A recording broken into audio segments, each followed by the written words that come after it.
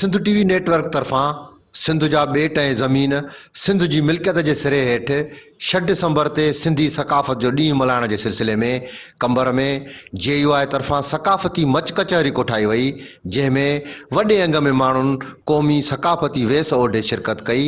तक़रीब में मशहूर नात ख़्वान इज़हार अली नात ऐं क़ौमी गीत ॿुधाए वेठलनि में वाह वाह कराए छॾी।